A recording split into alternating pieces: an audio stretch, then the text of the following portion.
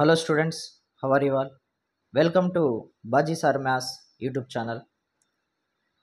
ఇంతకుముందు మనం చెప్పుకున్నట్లుగానే ఫ్రీగా మన ఛానల్లో డైలీ టెస్ట్లు అందుబాటులో ఉన్నాయని చెప్పుకున్నాము.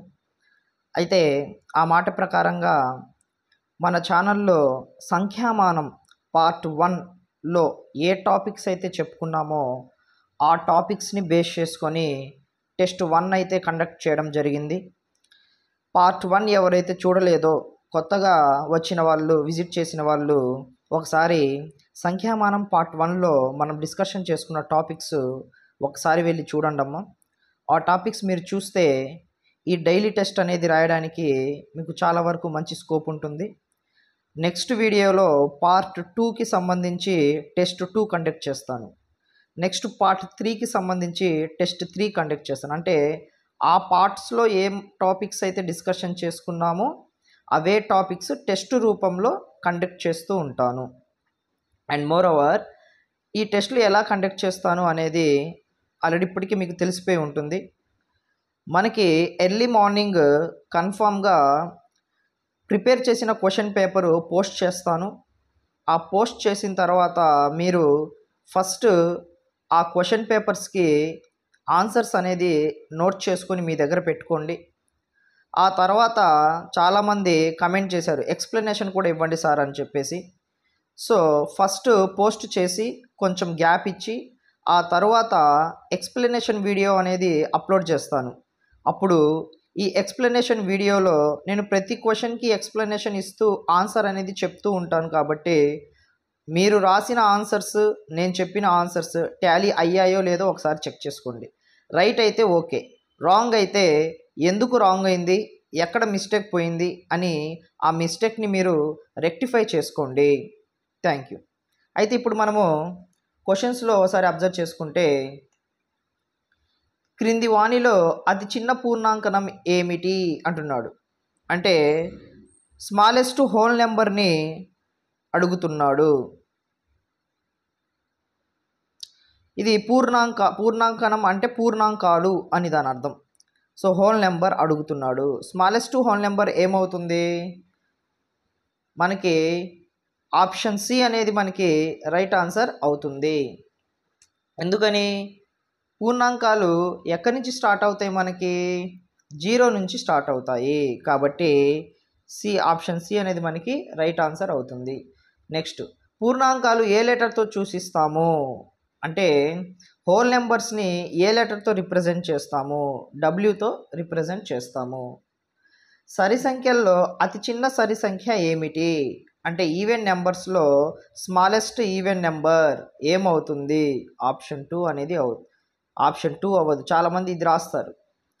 సరి సంఖ్యల్లో మనకి ఎక్కడి నుంచి స్టార్ట్ అవుతుంది, 3 దగ్గర నుంచి స్టార్ట్ అవుతుందా, అవ్వదు. 1 నుంచి స్టార్ట్ అవుతుందా, అవ్వదు. కానీ మనకి స్టార్ట్ అయ్యేది ఎక్కడి నుంచి అంటే 0 నుంచి స్టార్ట్ అవుతుంది. కాబట్టి 0 అనేది గుర్తుపెట్టుకోండి. అందరూ 2 పెట్టేస్తారు, రాంగ్ అవుతుంది. సరి సంఖ్యల్లో అతి చిన్న సరి సంఖ్య ఏమిటి అంటే 0 అనేది అతి చిన్న సరి సంఖ్య అవుతుంది, ఈవెన్ నెంబర్ అవుతుంది. క్రింది వాణిలో సరి సంఖ్యను గుర్తించండి అంటున్నాడు. సరి సంఖ్యను గుర్తించాలి అంటే మనము ఏమని చేస్తాము, ఇచ్చిన నెంబర్స్లో 2చే భాగిస్తే అంటే 2 టేబుల్తో డివిజిబుల్ అయితే వాటిని మనము ఈవెన్ నెంబర్స్ అంటాము. ఇక్కడ 2 టేబుల్తో డివిజిబుల్ అయ్యే నెంబర్స్ ఏమేమి ఉన్నాయి చెప్పండి. సో 2 అనేది 2 టేబుల్తో డివిజిబుల్ అవుతుంది, 102 కూడా 2 టేబుల్తో డివిజిబుల్ అవుతుంది. కాబట్టి ఏ, సి రెండు రైట్ అవుతాయి. కాబట్టి ఆప్షన్ డి అనేది మనకి రైట్ ఆన్సర్ అవుతుంది. నెక్స్ట్, బేసి సంఖ్యలు మొత్తం ఎన్ని ఉంటాయి అంటే ఆడ్ నెంబర్స్ మొత్తము ఎన్ని ఉంటాయి అని అడుగుతున్నాడు. ఆడ్ నెంబర్స్ ఎన్ని ఉంటాయి మనకు తెలుసా అమ్మ, తెలీదు. అనంతం ఉంటాయి అంటే ఇన్ఫినిటీ ఉంటాయి అని దాని అర్థం. క్రింది వాణిలో బేసి సంఖ్యను గుర్తించండి అంటున్నాడు. బేసి సంఖ్యను గుర్తించడం అంటే 2 చేత భాగించలేని నెంబర్ ఏదైతే ఉంటుందో దాన్ని మనం బేసి సంఖ్యగా చెప్పుకోవచ్చు. చూసిన వెంటనే చెప్పేయచ్చు మనము. సో 2 టేబుల్తో డివిజిబుల్ కాని నెంబర్ ఏదైతే ఉంటుందో అదే మనకి ఆన్సర్ అనేది అవుతుంది. సో ఇక్కడ 1ల స్థానంలో 2 ఉంది కాబట్టి 2తో భాగించవచ్చు. 1ల స్థానంలో 8 ఉంది కాబట్టి 2తో భాగించవచ్చు. ఒకట్ల స్థానంలో 6 ఉంది కాబట్టి 2తో భాగించవచ్చు. ఇక్కడ ఒకట్ల స్థానంలో 1 ఉంది కాబట్టి 2 చేత మనం భాగించలేము, అంటే 2 టేబుల్తో డివిజిబుల్ చేయలేము. 2 టేబుల్తో డివిజిబుల్ చేయలేము అంటే దాని అర్థం ఏంటి? అది ఆడ్ నెంబర్ అని, బేసి సంఖ్య అని. క్రింది వానిలో సరి ప్రధాన సంఖ్యను గుర్తించండి. సరి ప్రధాన సంఖ్య అంటే ఈవెన్ ప్రైమ్ నెంబర్. అంటే కింది వానిలో ఆ నెంబర్ ఎలా ఉండాలంటే సరి సంఖ్య అయి ఉండాలి, యాజ్ వెల్ యాజ్ ప్రధాన సంఖ్య అయి కూడా అయి ఉండాలి. ఈవెన్ నెంబర్ అయి ఉండాలి, ప్రైమ్ నెంబర్ అయి కూడా ఉండాలి. అలాంటి నెంబర్ ఏమైనా ఉందా అంటే ఆప్షన్ సి అనేది మనకి రైట్ ఆన్సర్ అవుతుంది. ఎందుకంటే 2 అనేది సరి సంఖ్య అవుతుంది, ప్రధాన సంఖ్య కూడా అవుతుంది. నెక్స్ట్, ప్రధాన సంఖ్యలకి ఎన్ని కారణాంకాలు ఉంటాయి అంటే ప్రైమ్ నెంబర్స్కి ఎన్ని ఫ్యాక్టర్స్ ఉంటాయి అని అడుగుతున్నాడు. ప్రైమ్ నెంబర్స్కి ఎన్ని ఫ్యాక్టర్స్ ఉంటాయి చెప్పండి? 2 ఫ్యాక్టర్సే కదా ఉండేది. ఎందుకని? నువ్వు ఏ నెంబర్ని తీసుకున్నా కూడా ఆ నెంబరు 1 టేబుల్లో డివిజిబుల్ అవుతుంది అండ్ ఆ టేబుల్లో మాత్రమే డివిజిబుల్ అవుతుంది, ఇంకా వేరే టేబుల్లో మనకి డివిజిబుల్ అనేది అవ్వదు. కాబట్టి ఎన్ని ఫ్యాక్టర్స్ ఉంటాయి? కారణాంకాలు 2 ఉంటాయి. కాబట్టి ఆప్షన్ బి అనేది మనకి రైట్ ఆన్సర్ అవుతుంది. సంయుక్త సంఖ్యలకి ఎన్ని కారణాంకాలు ఉంటాయి అంటే మినిమం ఎన్ని ఉంటాయి అనేసి.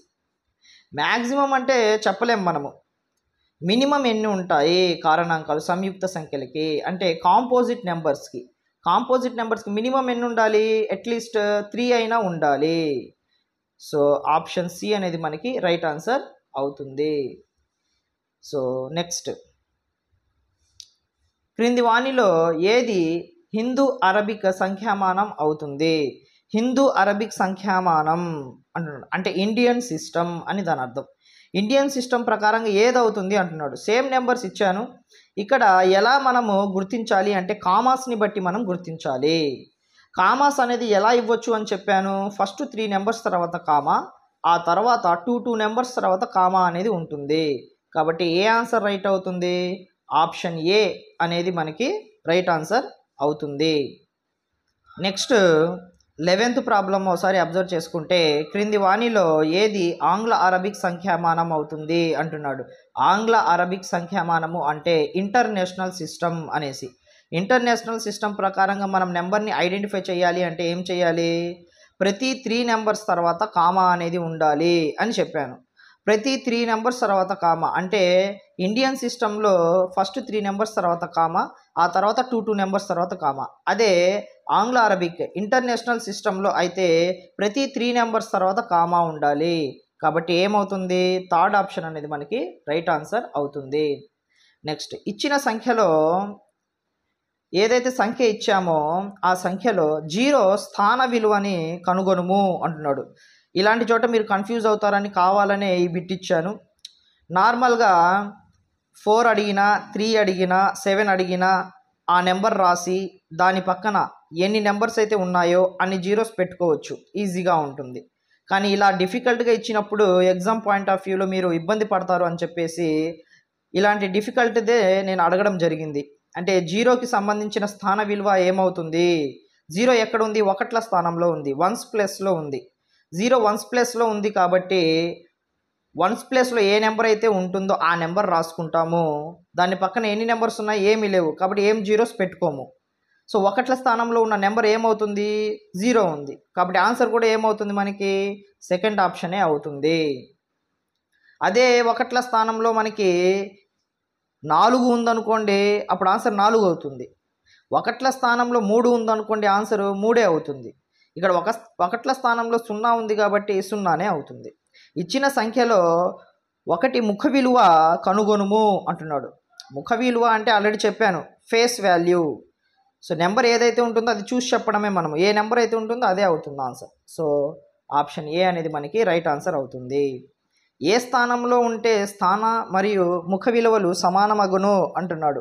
అంటే ఏ ప్లేస్లో ఉంటే ప్లేస్ వాల్యూ, ఫేస్ వాల్యూ ఈ రెండు ఈక్వల్గా ఉంటాయి అంటున్నాడు. మోస్ట్ ఇంపార్టెంట్ బిట్ ఇది. సో ఆప్షన్ సి, 1ల స్థానంలో ఉంటే 2 సమానంగా ఉంటాయి. ఒక్కసారి అబ్జర్వ్ చేయండి, 1ల స్థానంలోనే ఉంటే అంటే 1s ప్లేస్లో ఉంటే ఒక నెంబరు, ఫర్ ఎగ్జాంపుల్ 2 ఉంది అనుకుందాం 1s ప్లేస్లో, దానికి స్థాన విలువ ఏమవుతుంది? 2నే అవుతుంది. ముఖ విలువ ఏమవుతుంది 2నే అవుతుంది. కాబట్టి రెండు సమానమే ఉన్నాయి. ఫర్ ఎగ్జాంపుల్ ఇప్పుడు 13th ప్రాబ్లంలో 4 ఉంది. 4కి ప్లేస్ వాల్యూ ఏమవుతుంది, స్థాన విలువ 400 అవుతుంది, ముఖ విలువ 4 అవుతుంది. చూడండి స్థాన విలువ ముఖ విలువకి ఎంత డిఫరెన్స్ ఉందో. అదే ఒకట్ల స్థానంలో ఉందనుకోండి వన్స్ ప్లేస్లో రెండు కూడా సేమ్గానే ఉంటాయి. నెక్స్ట్ 15th ప్రాబ్లమ్ని మీరు ఒకసారి అబ్జర్వ్ చేసుకుంటే ఈ అంకెను ఉపయోగించి కనిష్ట విలువను రాయండి అంటున్నాడు. అంటే స్మాలెస్ట్ నెంబర్ని రాయమంటున్నాడు. స్మాలెస్ట్ నెంబర్ని రాయడము చాలా ఈజీగానే ఉంటుంది, కానీ 0 ఉన్నప్పుడు రాయడమే కొంచెం కన్ఫ్యూజన్గా ఉంటుంది. అందరు ఏం చేస్తారంటే ఆప్షన్ ఏలో ఎలా అయితే ఉందో ఇలా రాయడానికి ట్రై చేస్తారు, కానీ ఇలా రాస్తే అది 0 ఉన్నా ఒకటే లేకపోయినా ఒకటే. అప్పుడు ఏమవుతుంది, అది 4 అంకెల సంఖ్య అవుతుంది, 4 డిజిట్ నెంబర్ అవుతుంది. కానీ నేను అక్కడ ఎన్ని ఇచ్చాను, 5 డిజిట్స్ ఇచ్చాను, అంటే 5 అంకెలు ఇచ్చాను. కాబట్టి నువ్వు రాయడం కూడా 5 అంకెలదే రాయాలి. 0 స్టార్టింగ్లో రాస్తే ఏమవుతుంది, అది 4 అంకెలు అయిపోతుంది. కాబట్టి ఏ అనేది అసలు రాయకూడదు. నెక్స్ట్ స్మాలెస్ట్ నెంబర్ అంటే 0 కాకుండా ఉండే స్మాలెస్ట్ నెంబర్ ఫస్ట్ రాసుకోవాలి. 0 కాకుండా ఉండే స్మాలెస్ట్ నెంబర్ ఏముంది, 1 ఉంది.